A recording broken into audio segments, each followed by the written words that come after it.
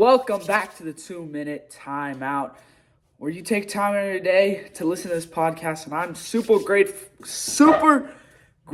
for that. Wow, stuttering. I haven't been on this podcast in a little while. It's been semifinals, quarterfinals, national championship, everything.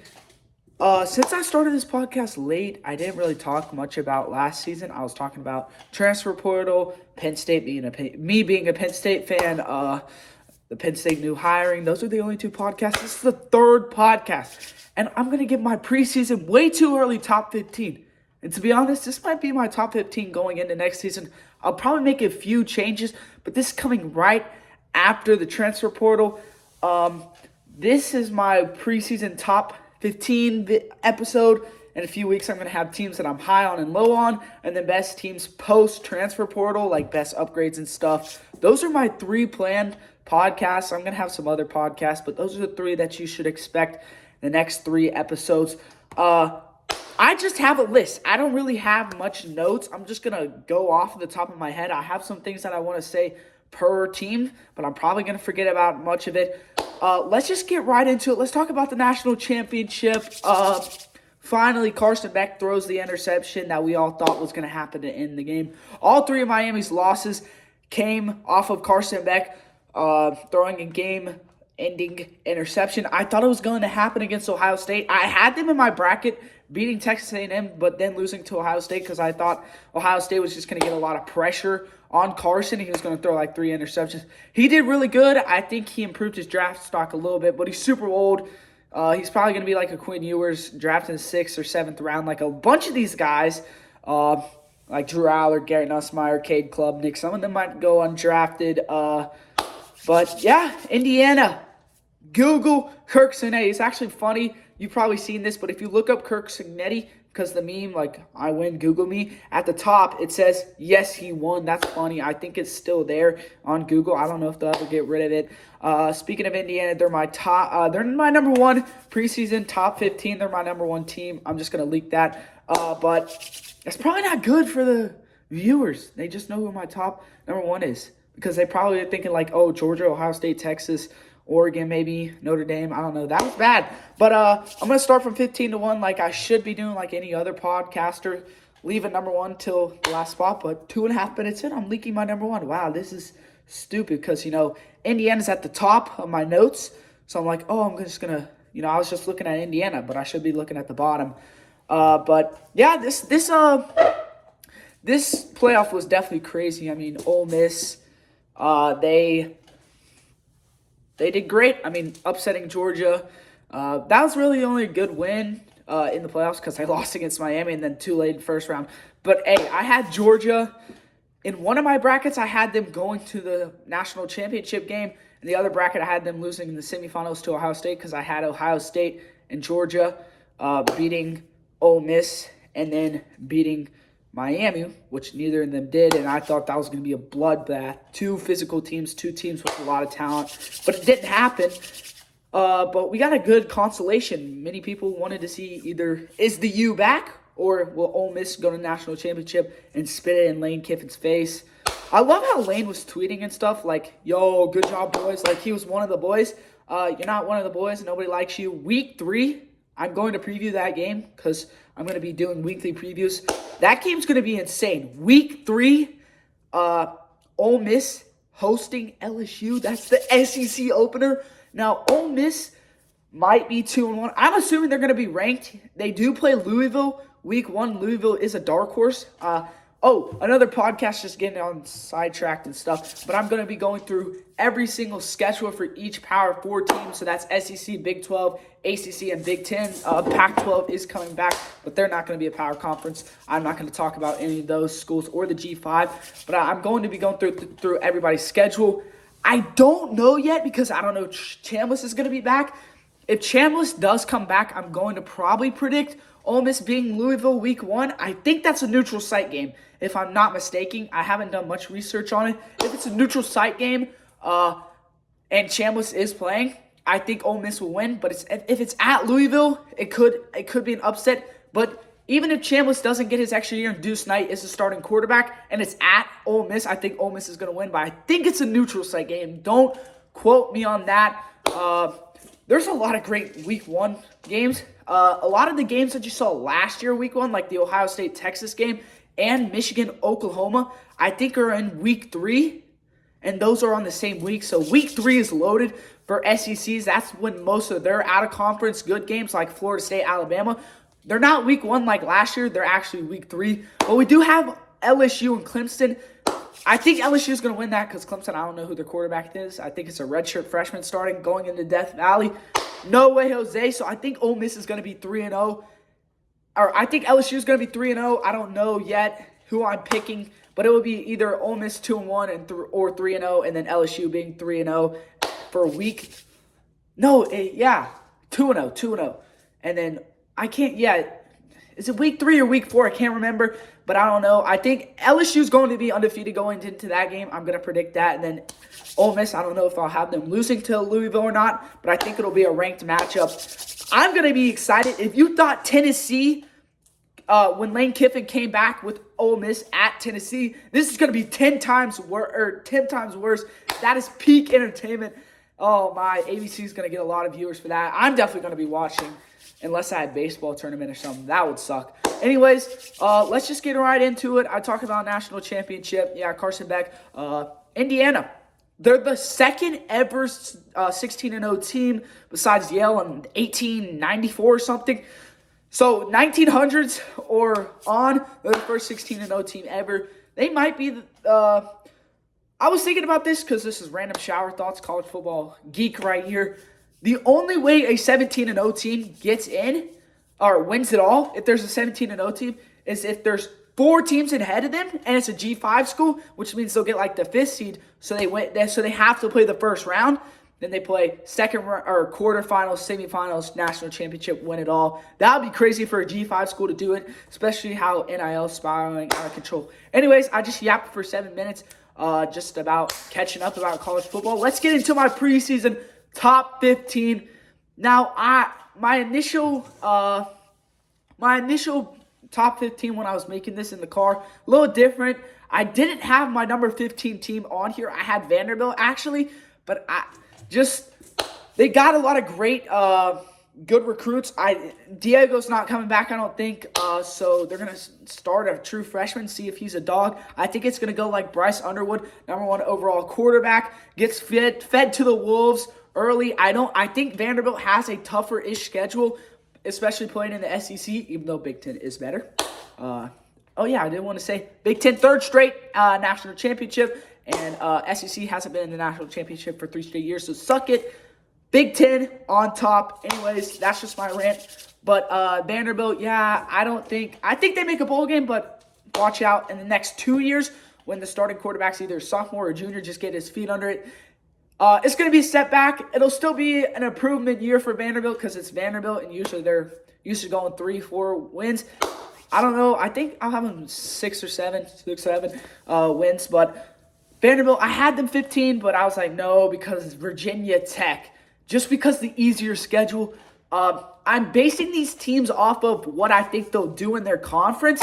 And Virginia Tech getting a lot of top recruits that flipped from Penn State going to Virginia Tech, and a lot of players like Ethan Grunkemeyer, Luke Reynolds, 2 former 5-stars. Well, Grunk was a high 4-star actually, flipping over to Virginia Tech. Ty Howell, the offensive coordinator, was the tight ends coach at Penn State. He's now the offensive coordinator. Brett Pry, he was the defensive coordinator at Penn State. Then he goes to Virginia Tech, is the head coach for 3 years there, gets fired, so they have to pay his buyout. Now he's going to be in the press box being the defensive coordinator for Virginia Tech. He's a good defensive coordinator. He was there for all 7 years that James Franklin was there, and then he left to Virginia Tech the last 3 years. Then we had Manny Diaz for 2 years. Then we had Jim Knowles. So, but he was good. He was solid. A lot of teams wanted him about a couple years into his defensive coordinator. I think he's more of a defensive coordinator guy. Just taking that leap from Penn State, Virginia Tech, I didn't think was going to work out. Didn't really work out. They lost. They started out 0-3, losing to South Carolina, who, that was a dud season for South Carolina. Vanderbilt, who finished just outside of the college football playoff, and then Old Dominion, who went 9-4, I think. They lost their bowl game to UCF, but they went 9-3 in the regular season. So you still want to beat Old Dominion, but still, hey, it's whatever. But Virginia Tech, a lot of guys, a lot of players that know the system, how James Franklin coaches, and then a lot of recruits that trusted James Franklin, flipping from Penn State over to Virginia Tech. Virginia Tech, they have an easier-ish schedule. They got to play Pitt on the road. I was looking at their schedule just seeing what will they do. Pitt on the road at Clemson. The only thing about James Franklin, yes, there's some road teams that he's going to struggle against, teams that he's going to struggle against on the road, like Clemson, so I think that'll be a close game. But if Clemson doesn't have a number on the side of their name, Virginia Tech be chilling. Y'all Virginia Tech fans, as long as you're not playing a team that has a number beside them, you guys will be chilling. I think they'll go 9-3. I'm just going to let that go out there. I looked at their schedule. They played Maryland one of their first 3 weeks on the road. Maryland's getting a couple good top recruits. They kept their former 5-star. He's going to be a sophomore. Some top recruits on the defense. So if they do play, I can't remember if they play in week 1, Virginia Tech at Maryland, but that could be a scary one. They got a few trap games like at Clemson, at Pitt, and then they play at Miami. I think that's going to be a loss for sure because Miami, they're going to be in this video for sure. They're a top 10 team. Because they're gaining. They're losing some key pieces, but they're gaining. I'll talk about that. But Virginia Tech, I see them being a borderline ACC. I think they might make it to the ACC championship. They'll finish top 4 for sure. Borderline ACC championship contender there. But, hey, first year Virginia Tech's going to get a lot of hope. But, hey, Miami, if you keep on playing Miami or Clemson each year, hey, even maybe Virginia, the way that they're doing, they got Bo Pribula, our former quarterback at Penn State. Hey, it might be 9-3, 10-2 each season, just like up at Penn State.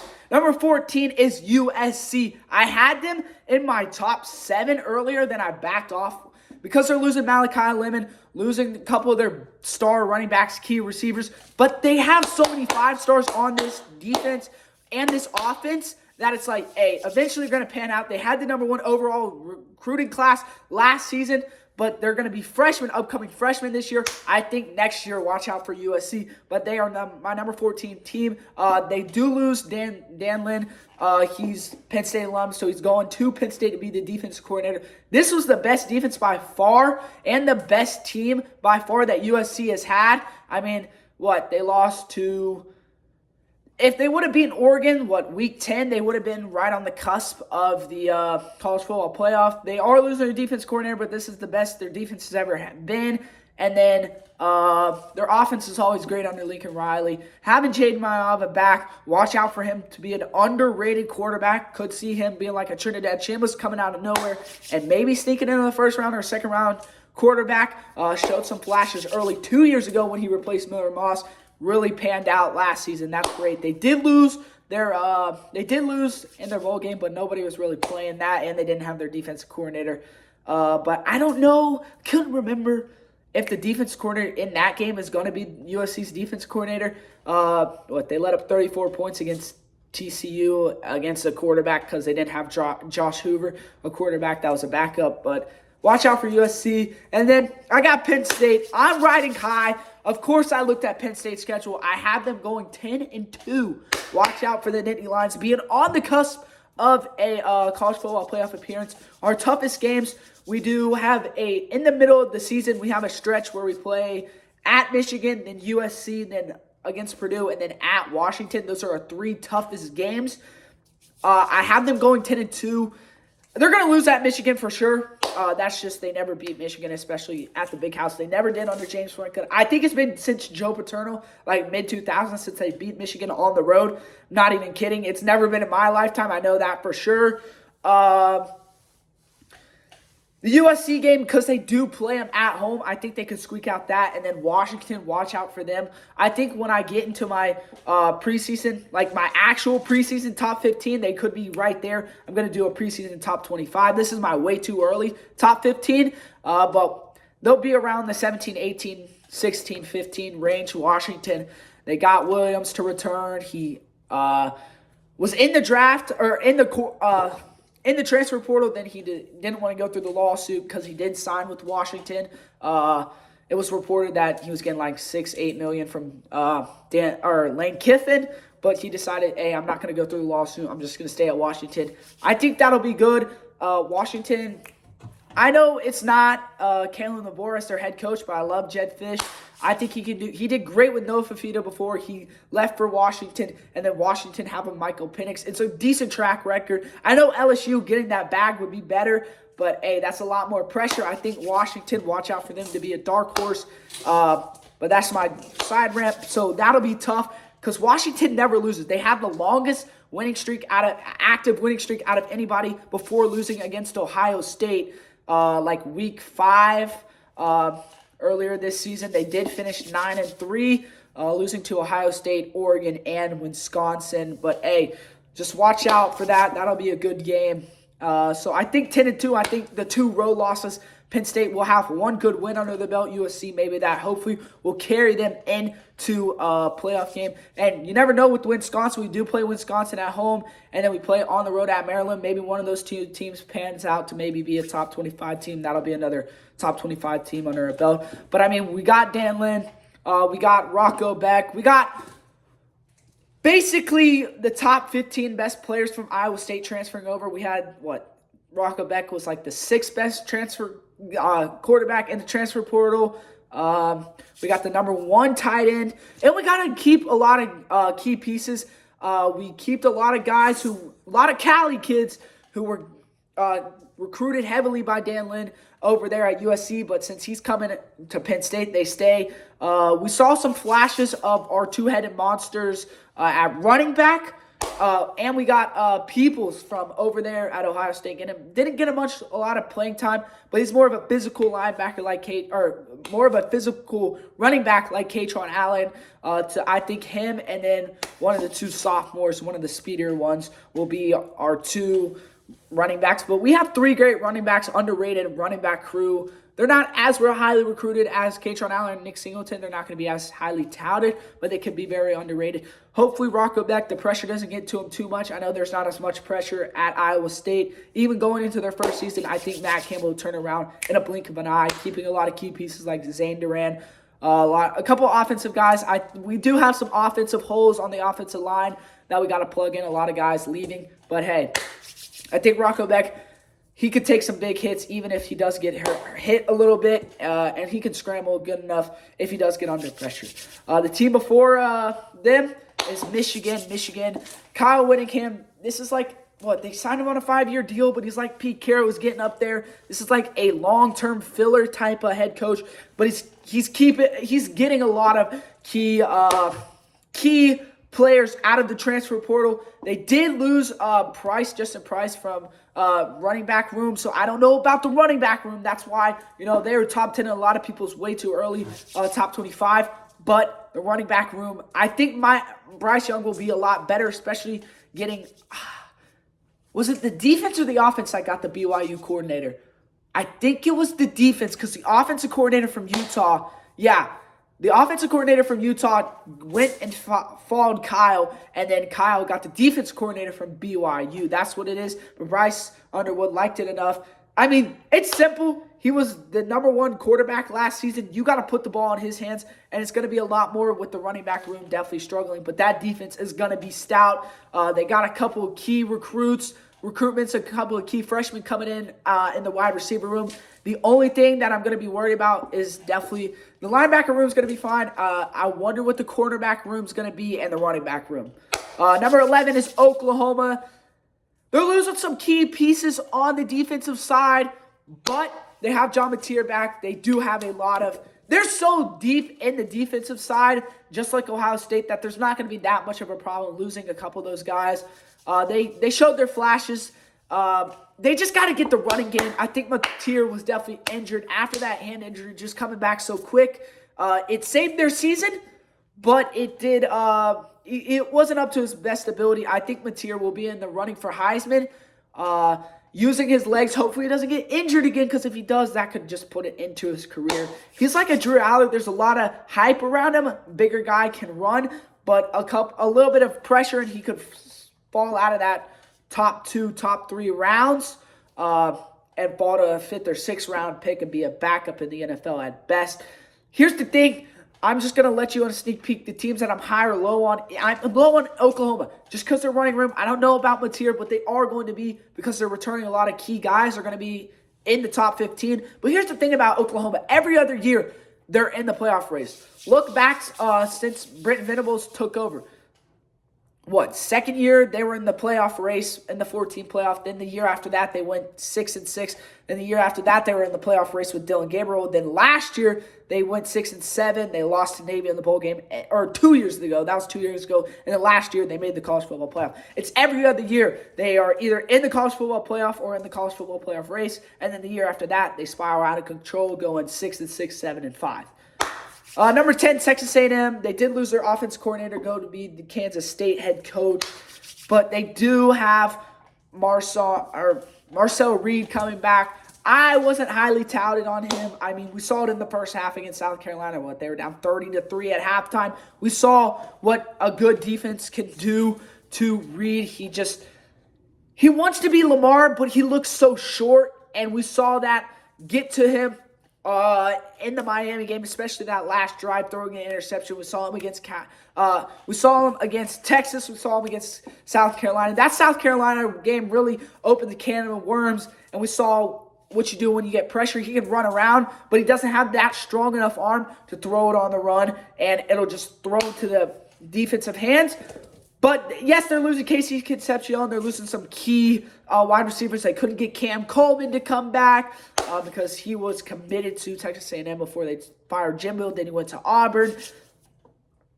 But they still made it to the college football playoff last year, and they still have a lot of key pieces coming back. That's the thing about a lot of these teams. Either they had a great transfer portal, a lot of key pieces are coming back. And that's with LSU. Lane Kiffin, they got Sam Levitt. He's technically the number 2 rated quarterback in the transfer portal. I think he's number 1. I think he's better than Sorsby. But they got Charlie Weiss. I think he'll only be an offensive coordinator if things go right at LSU for 1 year. Then he gets a head coach job, just like the Texas A&M offensive coordinator, which I'm blanking on his name for some reason. But they got such a great. They got a bunch of the best wide receivers, defensive guys, a lot of guys from Ole Miss to split. Now, they didn't get the key guys like Trinidad Chambliss, which if he does return, get that lawsuit figured out. He said he's staying at Ole Miss. Same with Keywan Lacey. Running back room, hit or miss. I know there's one good guy. My friend, he's an LSU fan, said he's great. They got a bunch of underrated cornerbacks, and they got some out of the cornerback draft. And here's the thing about LSU is that they had a top 5 recruiting class last year before Brian Kelly got fired, but they kept most of those guys, like Lamar kid, the number 1 overall recruit, offensive lineman, and they got the number 1 offensive lineman in the portal, flipping from Colorado to LSU. So they got a lot of key guys transferring, and they had still a strong recruiting class. Not many at all, like 5 players left after Brian Kelly got fired out of the recruiting class. So LSU, watch out for them. But I don't know. I think their schedule's pretty easier-ish. They play at Tennessee and a couple other teams, but they play Alabama at home. Alabama always struggles at home, and I'm very low on Alabama this year. Number 8, Texas Tech. I was dancing around from 4 to 8, and you're like, 4? Yes, because they're in the Big 12. They're my favorite to win the Big 12. I think they're everybody's favorite to win the Big 12. They're not going to have as good of a defense last year because they put more money on the offense. Primarily, Brandon Sorsby, what do you got? $5-6 million. Sorsby will dominate in the Big 12, but when we saw him against top-tier teams like BYU, Utah, teams that could compete in Big Ten or SEC, Big Ten caliber defenses, he crumbled. And when we saw him at Indiana against Big Ten defenses, he crumbled. But he is going to be good enough against the weaker defenses, against Big 12 teams like Baylor, Oklahoma State, that yes, he will show up and show out. But in the playoffs, I think it's going to be a first-round exit yet again if they do play a top-tier team like Oregon or like an Ohio State or Miami. Number 7, Notre Dame. A lot of people are high on them. I'm sorry. They're losing their top wide receiver. They're losing their top running back, Jeremiah Love. C.J. Carr impressed a lot of people, especially week 1 coming out his first start at Miami. Let him down. They did lose by 3, and that was the ultimate reason why they didn't make the college football playoff because they did lose against Texas A&M and Miami. And he had some yips in the first game, but he's still on the road at Miami, a team that played for the national championship. Hey, that's what you want to see. Yeah, he fumbled and threw an interception here and there, but in your first start, that's what you want to see. And then the next week, definitely not his fault. They scored 41 points against Texas A&M, which was the number 10 team. Texas A&M was undefeated once they lost, before they lost to Texas. So they were number 3 in the nation at one point. But here's the thing about Notre Dame. They played the good team, the teams that were good last year, the next year, like Syracuse. They were good last year, or 2 years ago when they had Kyle McCord, and then this year they weren't as good because they lost Steve and Jelly, and then once they lost Steve, just everything crumbled. They were up like 42-0 after the first half. What was it? 2 years ago when they played Florida State, the year after they just missed out on the college football playoff, that would have been a good game if they would have played them the year that Jordan Travis was there, but they played them the year after. That's just the luck of the draw. That's just Notre Dame not being in conference, and that's just whatever. What they played BYU this year, they're not playing USC because the agreement fell through. But I don't think they have. Of course, the ACC teams, they have to play a certain amount of ACC teams, but their schedule's super easy. SMU, they play at home. They play Miami at home. They play, I think, at BYU. That's going to be their toughest game, but that's it. It's a bunch of easy games. Like their toughest road games, like North Carolina. So they'll be in the college football playoff for sure unless they crap the bed again, which we've seen them do. Not the last 2 years, but years before against trasher teams even 2 years ago against weaker teams like Northern Illinois and Marshall, which we've seen under Marcus Freeman. Number 6 is Miami. I had them at number 3, but they're just losing too many key pieces on the offensive line, Ruben Bain, Mark Fletcher. But if they can find a junior of those guys, like the O-line, I think they're going to figure it out. They got a bunch of guys in the backup that can fill it in. But if they can find a Mark Fletcher Junior, since Mark Fletcher is technically a junior. But if they can find a miniature Mark Fletcher, a powerful guy in the O-line, does what they did in the playoffs.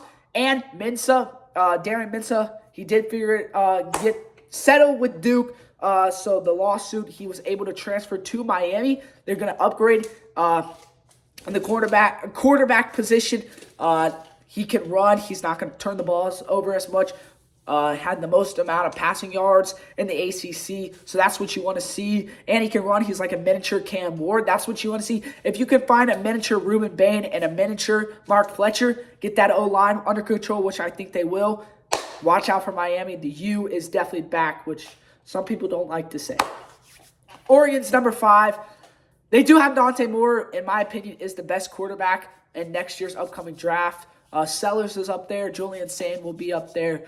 But just looking at last year and what Dan Lanning can do, Dante Moore heading into the season will be the best quarterback and probably the Heisman favorite besides Arch Manning, which I think he's going to be better than Arch Manning just heading into the season.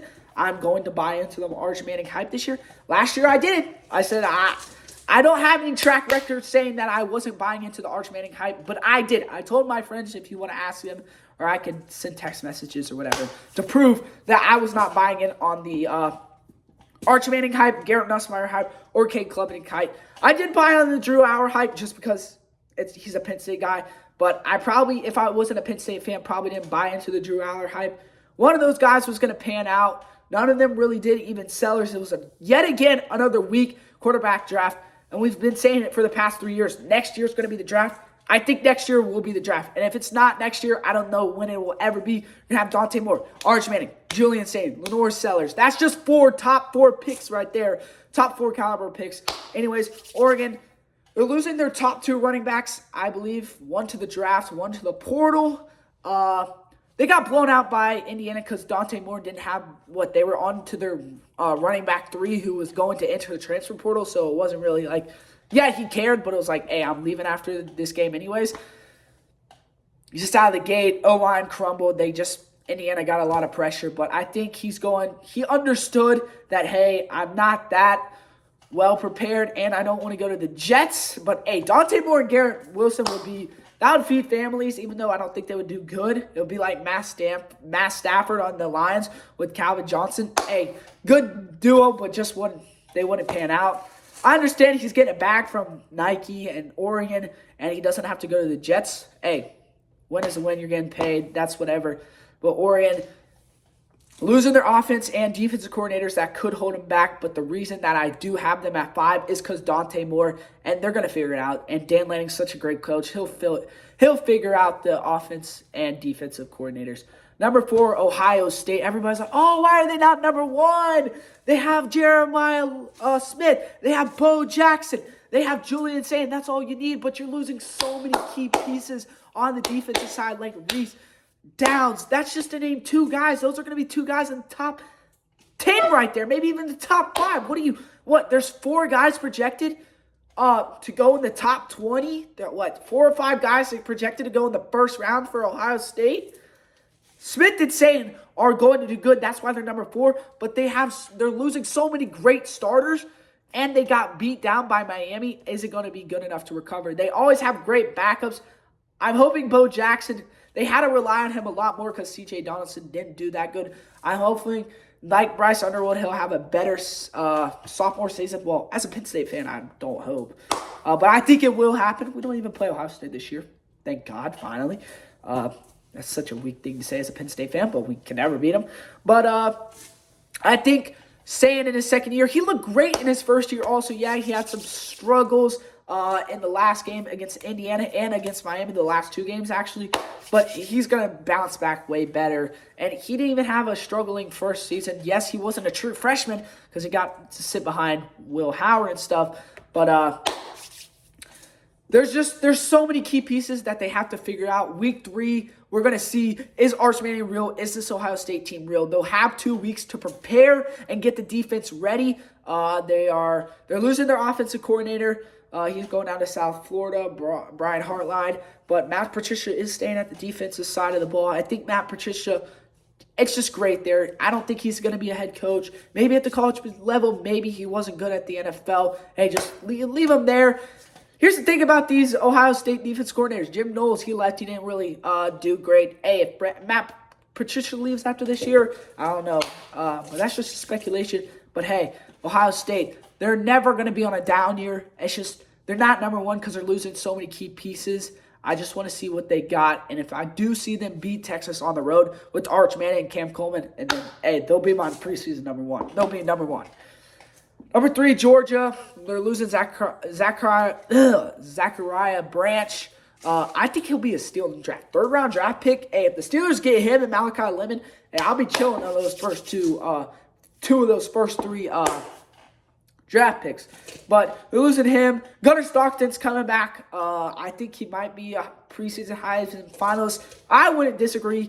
Hard-nosed football. He didn't do that bad against Texas and Notre Dame in his first 2 career starts, which were in the SEC Championship and then the playoffs. Last year, they lost to Alabama, what they always do, but they destroyed Alabama in the SEC Championship. It just fell apart. Georgia's a more defensive team, and when you have to keep up with Ole Miss's offense, 1 or 2 things are going to go wrong, and that's all you have to do against the high-powered offense of Ole Miss, and that's what it was. And that's why Miami won, because they contained Ole Miss's offense. If you can't contain Ole Miss's offense, you're going to lose 9 times out of 10. That's what happened to Georgia. It's just Georgia's always good. Yes, they lose a lot of guys to the draft. They're not losing as many guys as they've lost in the past 2 or 3 draft classes, so that's why they're number 3. They're getting a lot of guys. They're not losing coordinators like most of these other teams. Just the reason why the 2 teams that are in front of them are because they're not losing coordinators, and I think they have a higher ceiling and better skill. Number 2, Texas. They're losing some key wide receiver guys, some guys on the defensive side and offensive line to the draft, but they've lost that now every single year under Sark, and they're not losing their quarterback and Arch Manning. Not as much pressure, hopefully, going into this season. I know they're going to have a tough schedule, including Week 3 against Ohio State. That might be the game of the year. Just like last year, people going into that Ohio State-Texas game saying that might be the game of the year. It was probably a great Week 1, but I didn't think that going into it. I'm not as excited as I am next year because there's so much. We've seen Arch Manning now. We've seen Ohio State now. What we saw them do last season. I want to see, is Arch Manning for real? Is Ohio State going to be for real? That's why I'm going to be more excited. And we're going to have 2 weeks under our belt to see who struggles, that when and where. But Texas getting Cam Coleman. They lost a lot of guys on the wide receiver and losing their top 2 running backs, but they did fill that hole pretty quick. And I think Sark eventually either he's going to turn into James Franklin. They kind of do look alike. Sark's just got a little bit more hair and not as much of an ovally shaped head. But if he can't do good this year with this roster, I know the defense was a little bit better last year than this year. But if he can't win and beat top 25 teams, I don't know if he ever will.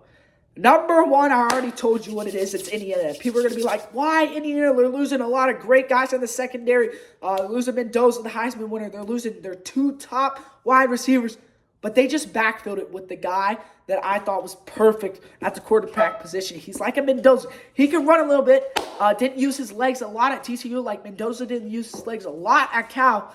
But if you open him up, and I think Indiana will, they'll go. And he's got a great arm. And Indiana's a pass-first offense with the offensive line that they have. Yes, they're losing a lot of key pieces there, but they backfilled it. I don't know if they're going to backfill it well. Not many guys out of the transfer portal on the offensive line. They're losing some key interior pieces on the defensive line and in the secondary. But secondary is so deep for Indiana. I think they're fine there. I just want to see how the offense and defensive line go. They did get the number 2 wide receiver out of the class since Cam Coleman was number 1 out of the transfer portal. That is, I think Josh Hoover, and then the transfer from Michigan State. I'm blanking on his name.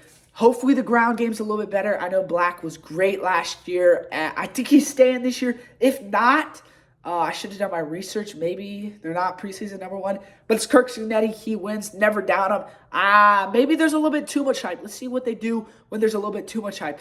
Wasn't enough hype when he was at James Madison. And these last 2 years at Indiana, they just rolled up and did their business. But maybe, hey, let's see what they do this year with a lot of hype. I think I might change that heading into my top 25, but that's my way too early preseason top 15. And I think last year's national championship, as long as they're not losing a lot of guys, they should be number 1 preseason next year. Let's just see. That's just my motto. If they're losing like all their roster, then yeah, they're not going to be number 1. They're not going to be as good as the previous year winning national championship. But they still got a lot of skilled guys that are coming back. That's why I think they're my way too early. Number 1, and they're not losing offense coordinator or defense coordinators. They signed big deals, and they got Kirk Cincinnati. What else do you want more? If you're the Hoosiers fans, that is my preseason top 15. Thank you all for stopping by. Next podcast will be teams that I'm high and low on. There's a couple of teams in here that I'm low on just because they're my preseason top 15, just looking at track records and losing a lot of key guys. But stay tuned for my preseason. This was my way too early top 15. Stay tuned for my preseason top 25. That's going to have 10 more teams. And there's going to be some mixed up. Stay tuned until then. Thank you guys. Like and subscribe.